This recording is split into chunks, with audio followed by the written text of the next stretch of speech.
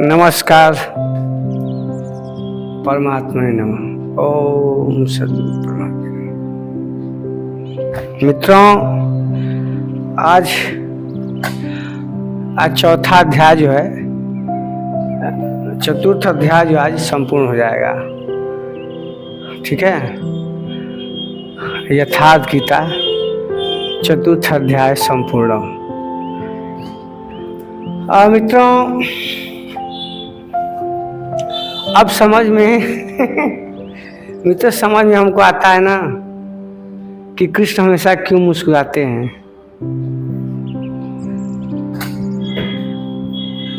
मित्र,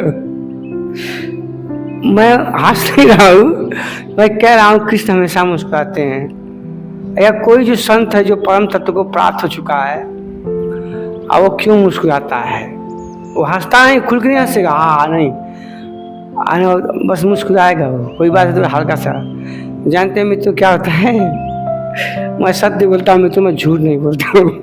आप मैं देखते हैं, मैं हर वीडियो में बोलता हूँ ना कि मैं सत्य बोलता हूँ, क्योंकि मित्रों मैं सत्य बोलता ही हूँ, मैं झूठ नहीं बोलता हूँ। कृष्ण बताए क्यों हंसते हैं, ये उनका क्षेत्र दिखाया गया है। और कृष्ण क्या, कृष्ण नहीं, चाहे वो कोई भी संत महात्मा हो, वो हल्का हल्का मुस्कुराएगा ही। अगर अपनी बात में थोड़ा आवेश भी उसके अंदर आ जाएगा ना, थोड़ा सा उसके आवेश आ जाएगा, जैसे आपको समझा रहा है संत महात्मा है, समझा तो आवेश उसका थोड़ा सा आवेश करेगा, थोड़ा सा आवेश करी सकती, परंतु फिर अगले क्षण में वो मुस्कुरा देगा, क्योंकि तुरंत उसको आभास होता है कि कहीं मेरी वाणी में कहीं कटुता नहीं हो रहा है। तो क्योंकि वो पूरा हंसेगा नहीं, पूरा क्रोध भी नहीं करेगा, वो बीच वाला रास्ता अपनाएगा। अमित तो अब मुझे समझ में आता है कृष्ण हमेशा क्यों जो है मुस्कुराते हैं। या कोई संत महात्मा थोड़ा आवेश आता है तो फिर तुरंत शांत फिर मुस्कुरा देते हैं, क्योंकि वो न मुस्कुराना चाहते हैं, न हंसना चाहते हैं खुलकर, और न ही आप पे क्रोध करना चाहते हैं। वास्तव में जो भी संत महात्मा होते हैं ना, वो क्रोध नहीं करते हैं, वास्तव में आपको सुधारने के लिए ऐसा कहते हैं वो, कि शायद उनकी वाणी, क्योंकि उन्होंने तब किया है ना, जीवन भर उसी में लगाया, आप उनकी बात समझ नहीं पाए तो वही है। तो जो संत महात्मा होते हैं ना, अगर फटकार भी लगाते हैं मित्र, तो वो फटकार ही ना उनका आशीर्वाद होता है, और आशीर्वाद में ही ज्ञान छुपा हुआ है, आपके सुधरने का तरीका छुपा हुआ है। जैसे गुरु कबीर कहते हैं कि गुरु कुम्हार है, गड़ी गड़ी काढ़ा खोट, बाहर से मारे छोट, अंदर हाथ दे। मतलब जो गुरु होता है ना, वास्तव में कुम्हार के समान ही होता है। ऊपर से फट फट मारता है मट्टी पे कुम्हार, परंतु अंदर से साथ कहीं इसका ढांचा बिगड़ न जाए। मित्रों, उसी तरह जो गुरु होता है ना, वो भी अच्छी बात बताता है आपको सुधरने के लिए।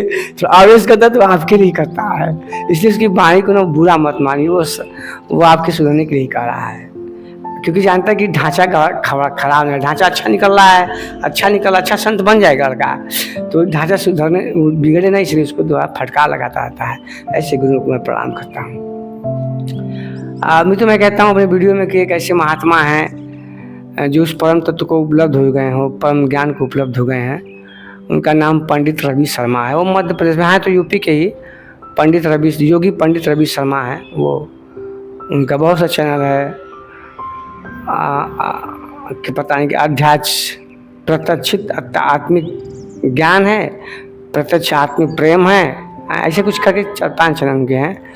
तो उनको मैं सुनता हूँ। हालांकि उम्र में तो हमसे छोटे ही होंगे वो, परंतु ज्ञान में हमसे बड़े हैं वो। मेरे पास कोई ज्ञान नहीं मित्रों, इतना तो गीता का उधार ज्ञान में बोलता हूँ। हाँ, प्रयास कर रहा है ये शरीर की वो, तो वो ज्ञान को उपलब्ध हो गए हैं, वो महात्मा हैं। तो मैं उनको देखता हूँ, अपने जो उनके साधक हैं उनको थोड़ा फटकार लगाते हैं, तो वो परम ज्ञान को उपलब्ध हो गए हैं। अब मित्रों, कोई भी इस ज्ञान को, आप मित्रों मैं बात बोल करता हूँ, आगे मैं बढ़ता हूँ। आप मैं 40वां श्लोक मित्रों मैं वीडियो बना दिया हूँ। अभी मैं नहीं, ये शरीर बना दिया है परमात्मा के आशीर्वाद से, मैं सदगुरु के आशीर्वाद से। मैं करता नहीं मित्रों, मैं कुछ भी नहीं करता हूँ, बस ये जान लिया। आइए हम 21वां श्लोक मित्रों पढ़ेंगे, क्योंकि अब जो है ये चतुर्थ अध्याय संपूर्ण हो जाएगा। 9:30 आधा घंटा में ख़त्म कर देंगे इसको, 1 घंटा लगेगा या 45 मिनट। तो अब कृष्ण कह रहे हैं ना कि देखो भैया अर्जुन, जो अज्ञानी हैं, जिसके से अहंकार भाव है, ये मेरा वीडियो नहीं देखेगा वो, जिसके पास अहंकार भाव है, जो परमात्मा में श्रद्धा नहीं है, जो स्वयं को जानने में श्रद्धा नहीं है। मैं तो मैं कहता हूँ, मैं सॉरी ये शरीर कहता है, ये वाणी कह रही है, ये परमात्मा का आशीर्वाद कह रहा है कि उस संसार में वो मनुष्य सबसे दुर्भाग्यपूर्ण है, उस बेकार आदमी है जो स्वयं को नहीं जानने का प्रयास करता है। मित्रों, परमात्मा को तो छोड़ो, पहले स्वयं को तो जान लो। अपने आप को नहीं समझता और दूसरे को उंगली कहता मैं आपको समझ रहा हूँ, ऐसे 3 उंगली, एक उंगली कहता मैं आपको समझ रहा हूँ ना, तो ये 3 उंगली उसको इशारा करते हैं कि भाई तुम अपने को देखो।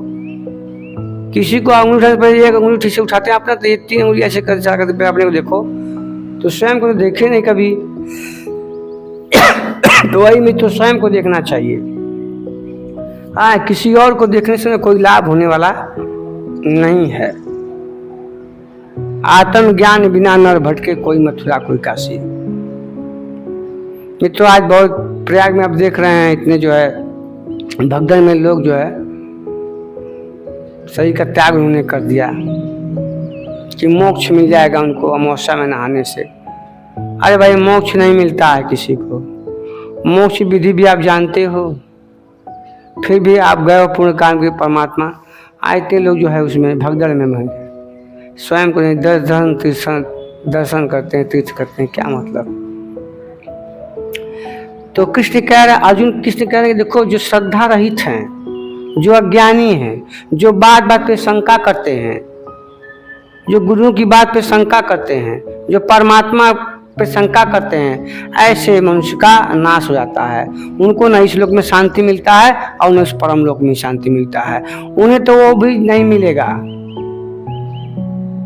उनको तो वो भी नहीं मिलेगा, पता नहीं शरीर मिलेगा कि नहीं मिलेगा। उनकी तो तिर्यक योनियाँ तैयार है पहले से।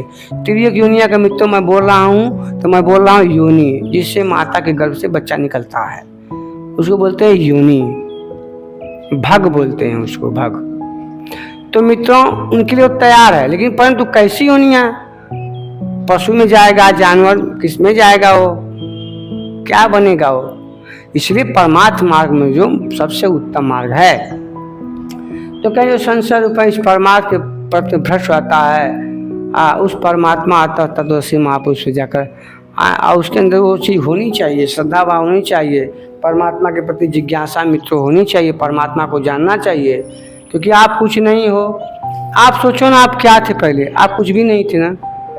आज से अगर अब देखा जाए, अगर मान लीजिए ये इस लाल बाबू की उम्र 44 साल है, 44 साल है, और 44 से पहले लाल बाबू कहाँ था,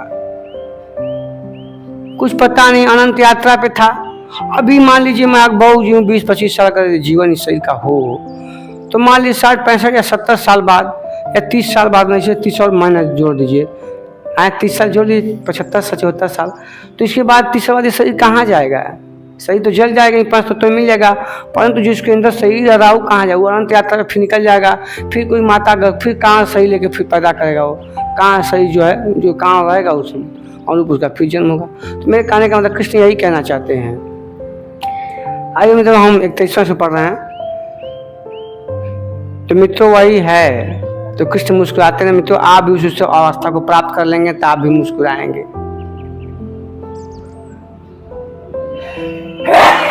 समझ रहा है ना। आप भी जो है जब समझ लेंगे अपने आप को ना, अपने अंदर दोनों से अपन लड़ने लगेंगे ना, जब हम निर्विकार हो जाएंगे ना, जब कोई सुख दुख लाभ हानि जय पजय मान अपमान, आज कमाई इतना हो तो कल कमाई तो इससे जब ऊपर मिट हो जाता है, वास्तव में अपने आप भी मुस्कुराएंगे। मैं मुस्कुराता हूँ, सत्य बोलता हूँ मित्रों, मैं भी ऐसे करता हूँ, क्योंकि अब मुझे अब किसी की चाह नहीं लगे मित्रों, कुछ भी हो। हाँ, बस निमित्त मात्र शरीर कार्य कर रहा है, बस ये निमित्त ही कार्य कर रहा है, अब मुझसे किसी से लेना देना नहीं है। हाँ, परंतु समाज कल्याण के लिए मैं हमेशा अग्रसर रहूंगा, हमेशा खड़ा रहूंगा, यही जीवन का मूल लक्ष्य है। सभी जीवात्मा है, पति पत्नी सभी सब जीवात्मा है। तो कह रहे हैं कृष्ण की योग संन्यास कर्माणा ज्ञान सच्चिरं संशयम् आत्मवंत न कर्माणि निबध्यन्ति धनंजय। कहते हैं कि हे अर्जुन, जिसके कर्म योग द्वारा भगवान में समाहित हो गए हैं, कृष्ण कहना चाहते हैं कि हे अर्जुन, जिसके कर्म भगवान में समाहित हो चुके हैं, जिसका संपूर्ण संशय उस परमात्मा की प्रत्यक्ष जानकारी के बाद समाप्त हो गए हैं, ऐसे महापुरुषों द्वारा, वो परमात्मा से ऐसे महापुरुष कभी भी कर्म बंधनों में नहीं फंसते हैं, क्योंकि उन्हें परमात्मा का साक्षात्कार कर लिया। अब वो कर्म बंधन में क्यों फंसेंगे? माँ कर्माणि लिम्पन्ते कर्म भीर्न सबध्यते। वो कभी भी इन कर्मों में वो फंसता नहीं है, क्योंकि जिसका हर कार्य भगवान के लिए हो गया। मित्रों, मैं सत्य बोलता हूँ, मैं भी वही करता हूँ। सारे कार्य सब आप भगवान को अर्पण कर दो ना। आप स्वयं कर्ता मत रहो। भगवान का मतलब मैं परमात्मा की बात कर, और परमात्मा का मतलब मैं आत्मा की बात कर रहा हूँ। अब आत्मा की बात कर रहा हूँ तो ईश्वर की बात नहीं कर रहा हूँ। मतलब ये सही से जो चलायमान जो चीजें कर रही हैं, आप उसका कर्मों को करिए आप, परंतु ये अंदर भाव ना हो कि मैं करता हूँ। आप करता नहीं हो, आप बस निमित्त मात्र हो। आप निमित्त मात्र ही कर्म कर रहे हो। आप समझ लो, आप परमात्मा के द्वारा यंत्रित किए जा रहे हो। परमात्मा ही आपको यांत्रित कर रहा है, वो चला रहा है आपको। आज जैसे से चला रहा है मित्रों, वैसे वैसे चलना चाहिए। अपने मन का कभी नहीं करना चाहिए। अपने को छोड़ दो, सब कुछ छोड़ दो। कुछ भी चाह की परवाह ना करो मित्रों। कुछ भी नहीं आप चाहो, मन से चेतना से कुछ भी मत चाहो। उस परमात्मा की चाह भी मत करो। मैं तो कहता हूँ, परमात्मा की चाह क्या? जब वो परमात्मा आपके अंदर ही है तो फिर किसकी चाह, फिर किसकी खोज? तो इसलिए समाज कल्याण के लिए मित्रों उठकर जो है कर्म करना चाहिए। यही कृष्ण समझा रहे हैं अर्जुन को। तो कह रहे हैं कि ऐसे पुरुष योग द्वारा कर्मों का सम होता है, अज्ञान से मित्रों संशय का नाश होता है। इसलिए बार बार कृष्ण कहते हैं कि हे अर्जुन, ज्ञान से पवित्र कोई न वस्तु है न कोई पदार्थ है। ज्ञान ही सर्वोत्तम है। और मेरे गुरु कबीर कहते हैं, क्या कहते हैं मेरे गुरु कबीर? कहते हैं कि ज्ञान रतन का जतन कर माटी का संसार। ज्ञान रतन का जतन कर माटी का संसार, हाय कबीरा फिर गया फीका है संसार। मित्रों, ज्ञान से बढ़िया कुछ भी नहीं है। ज्ञान का संचय करना चाहिए। और मित्रों, मैं सत्य बताता हूँ, मैं झूठ नहीं बोलता हूँ। मैं अपने बचपन लाइफ में, मतलब इंटर में जब मैं रहा, तब से ही मैं अच्छी अच्छी किताबें, अच्छी मतलब प्रवचन या अच्छी चीज़ें मैंने संग्रहित करने लगा। मैं कई किताब, 1-2 किताब मैं उससे पहले लिखा हूँ। ज्ञान दर्शन एक छोटी सी किताब मेरी है, अभी है उसमें। मैं बहुत इसमें अनमोल वचन मैंने लिखे हैं, मैंने खुद लिखे हैं परमात्मा के द्वारा। मैं बचपन से शुरू से मैं ज्ञान का संचय मित्रों हमेशा करता रहा, और ज्ञान का ही संचय करना चाहिए। ज्ञान से पवित्र कुछ भी नहीं मित्रों, और न ज्ञान से बड़ा कोई धन है। तो ज्ञान सर्वोपरि है। ज्ञान के द्वारा ही तो आप कर्म को करोगे। अगर ज्ञान ही नहीं रहेगा तो आप क्या कर्म करोगे? ज्ञान रहेगा तभी ना आपके अंदर सोना फेंका रहेगा, चांदी फेंका है, लोहा, तभी तो आप पहचान पाओगे। हैं? तो वही बात है। और फिर मित्रों 22वां श्लोक कृष्ण बोल रहे हैं, आप सुनिए जी इसको। कहते हैं कि तस्माद् ज्ञान संभूतम हत्वस्तम ज्ञाना सिनात्मनः चित्तवैनं संशयं योगमातिष्ठ तिष्ठ भारत। इसलिए हे भरतवंशी, इसलिए हे अर्जुन, तू योग में स्थित होकर और अज्ञान से उत्पन्न हृदय देश में स्थित अपने इस संशय को ज्ञान रूपी तलवार से इसका क्या कर, नाश कर, इसको काट दे। जब इसको काट देगा तो तू क्या करेगा? तू युद्ध के लिए खड़ा हो जाएगा। क्यों? क्योंकि युद्ध तुम्हें अंतर्देश में चल रहा है। जब मन के अंदर अंतर्देश में तुम्हारा युद्ध चल रहा है तो बाहर किससे तुम लड़ाई करोगे? तो अंतर्देश में जो युद्ध चल रहा है मन के द्वारा विचार, उसको पहले नाश करो। पहले तुम निर्विकार हो जाओ, और जब निर्विकार हो जाओगे ना, तब साधना के लिए खड़े होगे, तब युद्ध के लिए तुम खड़े हो। इसे तो मैं कह रहा हूँ कि इस युद्ध को तू कर। जब इस युद्ध को करेगा तो तू परम शांति को प्राप्त होगा, और परम शांति का मार्ग मैं हूं। मैं योगेश्वर मतलब आत्मा कह रहा है कृष्ण के अंदर। कि शांति का सीधा मार्ग मैं हूं, आत्मा मतलब आत्मा ही आत्मा में तू रमण कर। ये लोभ अहंकार माया तृष्णा कर्ता का भाव, ऐसा का सब भाव तू त्याग दे। इच्छा अनिच्छा का भाव त्याग दे, ऐच्छिक अनिच्छिक के भाव त्याग दे। मेरी बात समझ रहा है ना? बस मेरी बात समझ। जब तू ऐसा कर लेगा तो अपने आप में ही आत्मा ही आत्मा में तृप्त हो जाएगा। जब तू निर्विकार हो जाएगा तो उस परम तत्व ज्ञान तुझे जो परमात्मा है उसका तुझे साक्षात्कार हो जाएगा। और जब तुझे साक्षात्कार हो जाएगा तो जो मोह रहित, जो मोह सहित जो तेरे अंदर विचार है ना, कामनाएं, इच्छाएं, वासनाएं, क्रोध, अहंकार, ईर्ष्या, तृष्णा, ये सब का जब नाश तो विकास हो जाएगा तो ये प्रत्यक्ष परमात्मा का ज्ञान हो जाएगा। और जो परमात्मा का ज्ञान कर लेते हैं फिर वो कभी कर्मों में बंधने नहीं है, वो कभी कर्म बंधने नहीं फंसते। इसलिए तू मेरे किए गए इस कार्य को तू भी स्वीकार करके इस परम शांति को तू प्राप्त हो जा, मतलब स्वयं को ही प्राप्त हो जा। तू जो स्वयं को प्राप्त हो तो परमात्मा को तू प्राप्त हो जाएगा। हाँ ठीक, ऐसा कृष्ण जो है उससे कहना चाहते हैं मित्रों। तो वही लिखा है, तो संसार के भीतर से जब हो तो संसार में उत्पन्न सभी करते हुए तो जिसका परम शांति, और तो क्या करेगा, और तू क्या करेगा, शुद्ध आचरण करने लगेगा। जब शुद्ध आचरण करने लगा, श्रद्धा पूर्वक हो जाएगा तो तेरे अंदर ही परमात्मा क्या होगा, अपना कर लेगा। और मित्रों वही परम शांति है जो आत्मा ही आत्मा में स्थित है। मित्रों मुझे बहुत आनंद आता है अब मुझे सुख दुख लाभ हानि, अब तो पता ये करना है कि मेरे घर में कोई मरता है तो देखिए कैसा होता है मेरे साथ, मैं कैसा अनुभव करता हूँ। मैं कुछ अनुभव नहीं करूँगा, जाने वाले जाएंगे, आने वाले आएंगे। और ज्ञानियों को न जाने वाने का शोक, आने वाने का हर्ष भी नहीं होना चाहिए। ऐसा ही होना चाहिए। जब ऐसी आपकी दशा बन जाएगी तो आप हो जाएंगे फिट फाट, परम तत्व के लिए तैयार हो जाइए आप, हैं? तो यहीं पे है। और ये जो परम शांति है यही अंतिम विजय है मित्रों। जब आप आत्मा ही आत्मा में स्थित हो जाएंगे, स्वयं ही आप स्थित हो जाएंगे, संतुष्ट आएंगे ना, तो आपका मोक्ष संभव है, उसको कोई रोक नहीं सकता है। जब आप यहाँ संतुष्ट हो गए हो, जब आत्मा ही आत्मा में आप जब तृप्त हो गए हो, जब आपको लाभ हानि, जय बजय, मान अपमान, हिंसा हिंसा सब कुछ सबको मतलब नहीं है, बस आप जो भी काम करो समाज कल्याण करो, आत्मा ही आत्मा में तृप्त हो गए हो, तो आपको फिर ना कोई परम लक्ष्य मोक्ष में आपको कोई बिगाड़ नहीं सकता। क्यों? क्योंकि जब ये शरीर छोड़ेगा ना, ये आत्मा शरीर छोड़ेगा तो ये शरीर क्या करेगा, अपनी यात्रा पर निकलेगा। क्योंकि अब उसको किसी की इच्छा नहीं है, उसके पास कोई इच्छा कोई काम नहीं रहा कि वो जन्म लेगा। और जब नहीं लेगा तो ऐसे परमात्मा का जिसको दिग्दर्शन हो गया, जिसको आभास हो गया, जो कर लिया है, तो परमात्मा ही विलीन होगा उस यूनिवर्सल में, उस ब्रह्मांड में विलीन हो जाएगा। बस सेवा समाप्त होगी उसकी। लेकिन मित्रों कथनी और करनी में बड़ा अंतर है, कथनी और करनी में बड़ा अंतर है। हाँ, प्रयास करना चाहिए उस परमात्मा के लिए, वो स्वयं को जानने के लिए करना चाहिए।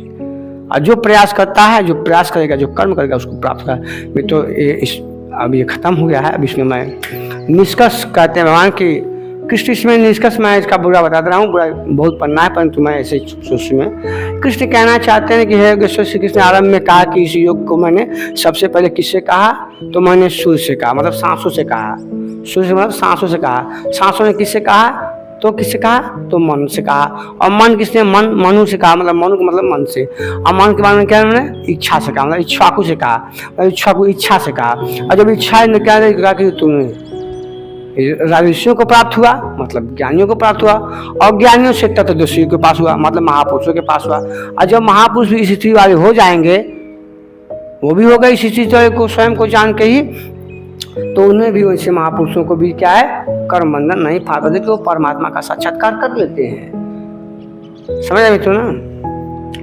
तो इसलिए सूर्य के स्वरूप में सांस संचालित होकर वही भी लिखा है मित्रों। और दिवस से चक्कर में नहीं पढ़ना चाहिए। परम आप इसलिए परमात्मा पे जाने, आपको कुछ भी पाना नहीं है, कुछ भी इच्छा नहीं, कोई चाह नहीं, बस अनवरत ऐसे ही परमात्मा ने। मित्रों इस संसार में इच्छा ही सब कुछ है, इच्छा ही काया, इच्छा ने इस काया को जन्म दिया है, और इच्छा ही माया है। और जिसने इच्छा भी यही ताका पार न पाए, मेरे गुरु मैं उनको 60 में करम मैं निचोड़ पड़ता हूँ। और इच्छा ही मित्रों ने क्या करता है, सब कुछ उत्पन्न करता है। और इच्छा से सही रहता है। मेरे माता पिता ने चाहा तभी तो इच्छा से मैं आया, ये सही रहा। मेरी बात समझ रहे हैं? अब आप भी इच्छा मत करो। जब इच्छा नहीं करोगे आप, जब आप बिना इच्छा के हो जाएंगे, निर्विकार हो जाएंगे, तो आप निर्विकार में मिले। और निर्विकार क्या है? तो परमात्मा का स्वरूप है, क्योंकि परमात्मा निर्विकार है। और जब परमात्मा के स्वरूप वाले आप भी हो तो क्या करेगा? अपने पास बुला ही लेगा ना आपको, और वहीं जाना ही है। तो अर्जुन कहता है कि अरे आपका जन्म तो आधुनिक है और स्त्री तो प्राचीन है। तो कहते हैं अरे यार तुम कहाँ फंसे हो? अरे सही का जन्म अभी है, जो सही के अंदर आ रहा है वो आत्मा, एनर्जी, ऊर्जा, पावर है ना वो। तो बस समझ ले कि हे अर्जुन, मेरे और तेरे तो जन्म बहुत से हुए हैं, परंतु उस सारे जन्मों को मैं जानता हूँ और तू नहीं जानता है। क्यों? क्योंकि तुझे माया ने जकड़ रखा है। मैं माया से ऊपर हूँ, मैं त्रिगुणातीत हूँ। मैं त्रिगुणातीत का मतलब मैं प्रकृति को अधीन करके स्वयं में ही मैं ऐसे ही प्रकट होता हूँ। मतलब कृष्ण नहीं, वो आत्मा कर रही है, वो आत्मा करके मैं स्वयं प्रकट होता हूँ, क्योंकि मैं प्रकृति का चीज ये नहीं हूँ। मैं तो उस परम तत्व का चीज हूँ ना, क्योंकि वो परम तत्व क्या, वो प्रकृति से बाहर है। तो आत्मा क्या है? आत्मा को प्रकृति क्यों नहीं कर, पांच तो सही बना हुआ है, अग्नि जल वायु है, अग्नि जल वायु और पृथ्वी से शरीर बना हुआ है ना। जब ये शरीर नाश होता है क्या करता है? ये सब उसी मिल जाता है ना। परंतु जिसमें रहता है शरीर, आत्मा, एनर्जी, वो निकल जाता है, क्योंकि वो प्राकृतिक के बाहर है, वो प्राकृतिक चीज नहीं है। इसलिए वो क्या करती है कि वो प्रकृति को अधीन करके ही वो स्वयं को प्रकट करती है। हाँ, भला प्रकट जब होती है किसी शरीर में, जब प्रकट होती है आत्मा, तो वो शरीर का है, प्रकृति का ही पाती है। और प्रकृति का शरीर पार के क्या करती है? वो परमात्मा, वो अपने उस ढंग से उसका स्वाद, वो तभी तो उसको जीवात्मा कहता है। जीव आत्मा, जीव आगे है और आत्मा पीछे है। जीव आगे है और आत्मा पीछे है। अब जीव क्या करता है?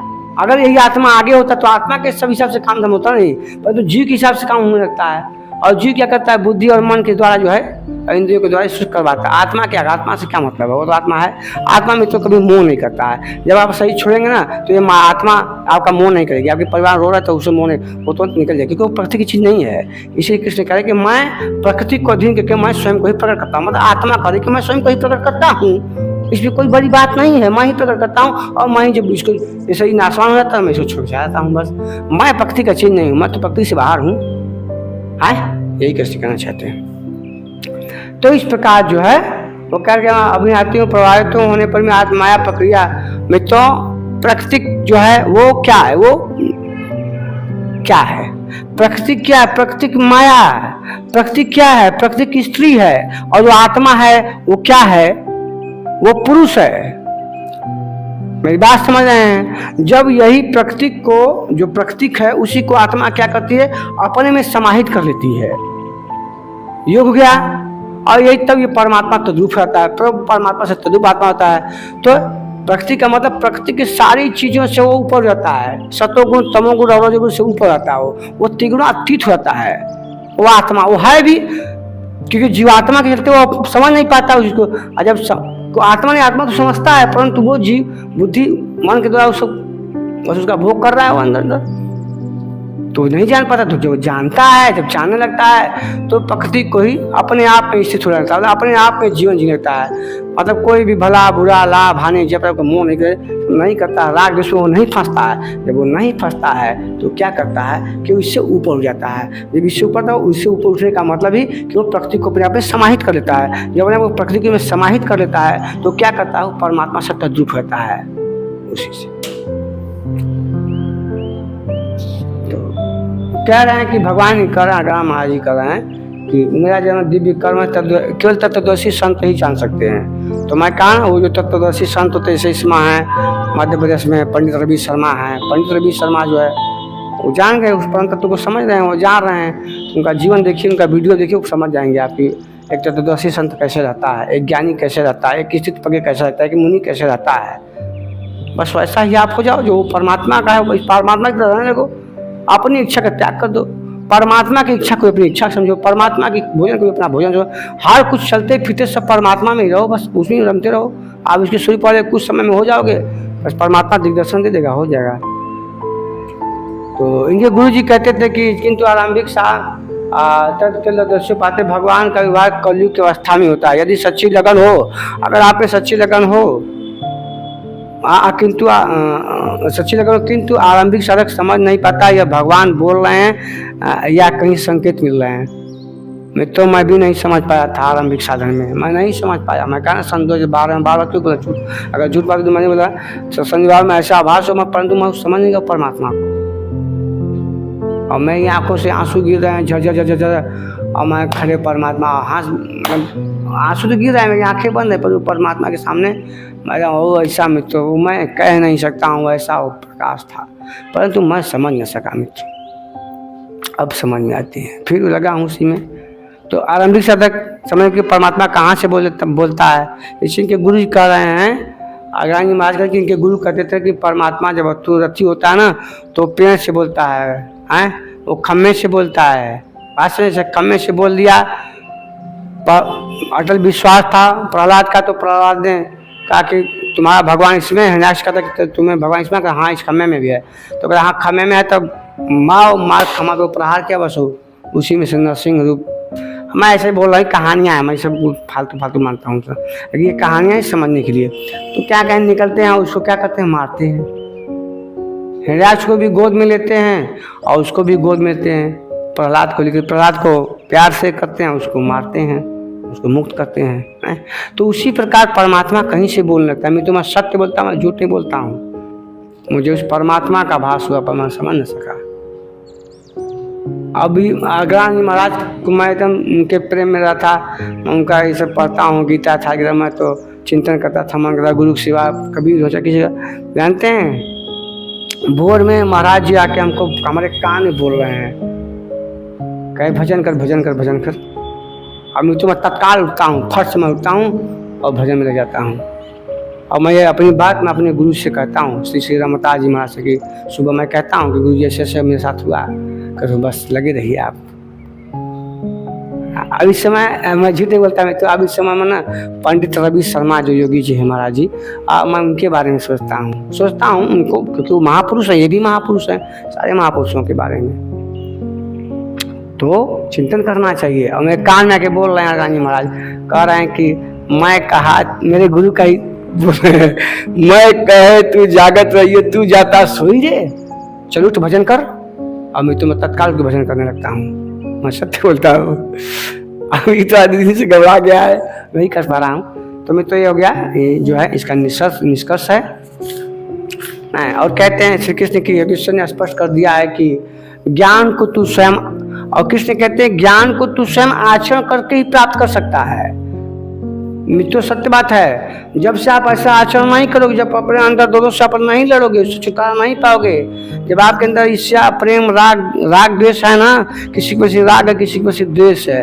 राग का मतलब होता है किसी से आपको मोह, उसको राग करते हैं, समझ रहे हैं ना। अब इस संसार में रहो ना, इसी माता पिता के साथ तो कोई दिक्कत नहीं है, परंतु उनसे ना कोई इच्छा मत करो आप, उनके साथ ऐसा कुछ मत करो आप।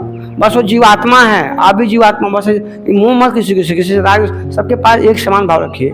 ईर्ष्या किसी से नहीं, ईर्ष्या सबसे मत करिए, प्रेम करना चाहिए। ईर्ष्या का भाव नष्ट करिए, ईर्ष्या नहीं होनी चाहिए, कुछ भी नहीं होना चाहिए आपके अंदर। जब ऐसा आप कर लेते हो, जैसे आप शुद्ध आचरण करने लगे, ब्रह्म के ध्यान करने लगे, चिंतन करने लगे, सभी को जो प्रेम भाव देखेंगे सब जीवात्मा को, तो क्या करेगा आप वैसी स्थिति वाले बन जाएंगे, तो परमात्मा को सच्चा निर्विकार आप हो जाएंगे, तो परमात्मा को दिग्दर्शन करा देगा। और पाएगा कि तू सोचता है कि दूसरों के आचरणों से, तो दूसरों के आचरणों से तुम सीख नहीं सकते हो, क्योंकि उनका आचरण, हाँ, पर तुमको देखिए अपना उस सदगुरु के पास जाके ऐसा तुम सीख सकते हो। बताएंगे जो सदगुरु, आपके अंदर श्रद्धा भी होनी चाहिए, कर्म करने की क्षमता भी होनी चाहिए, कर्म की जिज्ञासा भी है, ज्ञान जिज्ञासा, तब वो गुरु जो सदगुरु वो ज्ञान तुमसे कहेगा।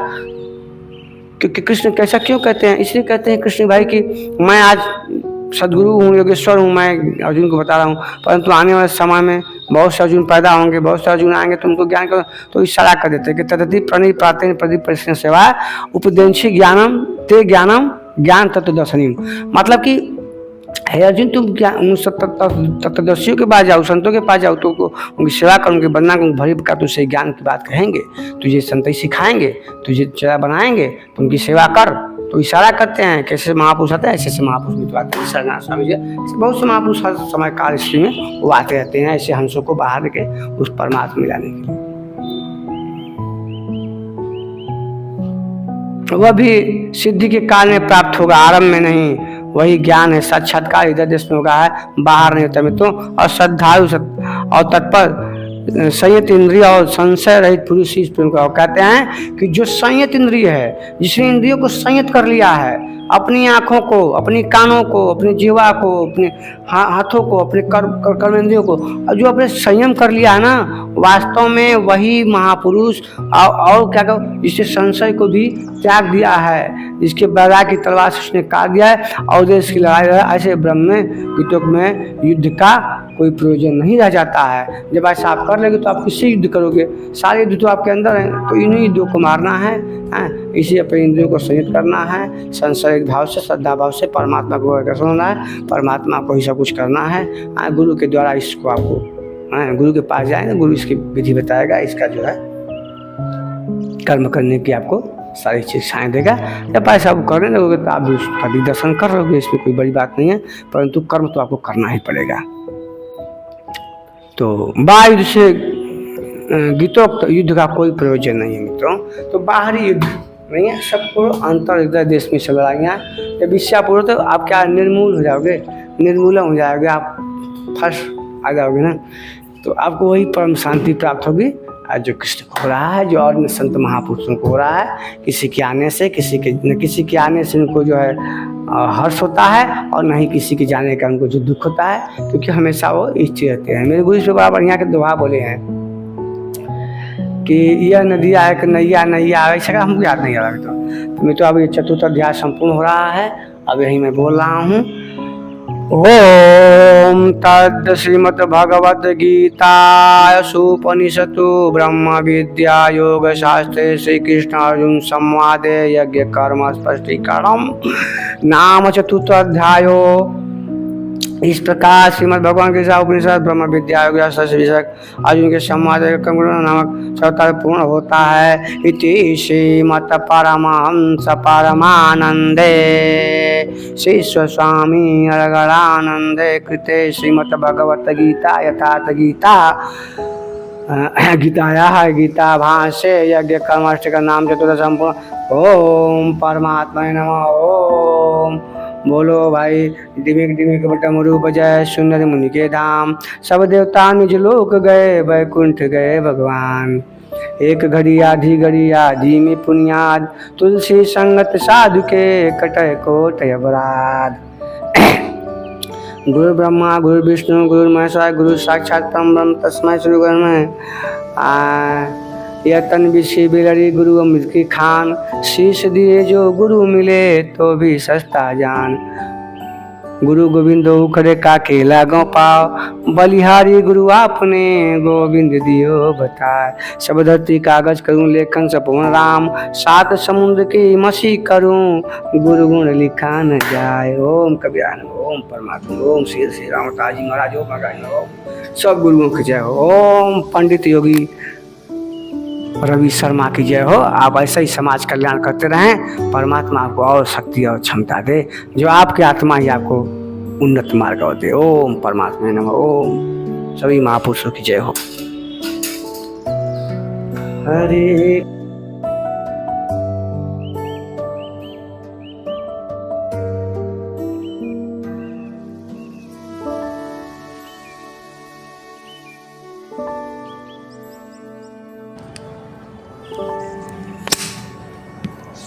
कृष्ण गोविंद हरे